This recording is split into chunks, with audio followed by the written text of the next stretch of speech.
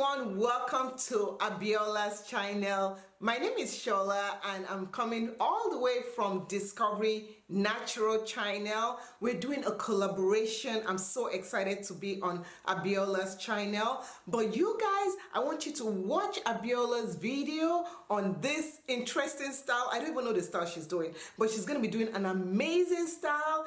And also, when you finish watching her channel, come over to my channel Discovering Natural and see what amazing style I'm going to be doing. I've never ever done this style before, so you guys are going to be the first to see it, so keep watching.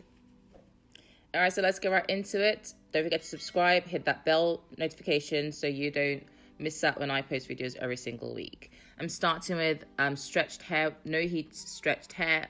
I washed it, did it in flat twist and let it dry in the flat twist. And so this is the result. I'm doing some yarn twist and I don't want to spend too long doing it because we're trying to keep our hairstyles at like 2 hours, 3 hours or less. So from ear to ear, make a section and then you're just going to braid that out of the way. Have you ever done this style before? Let me know in the description, in the comments down below.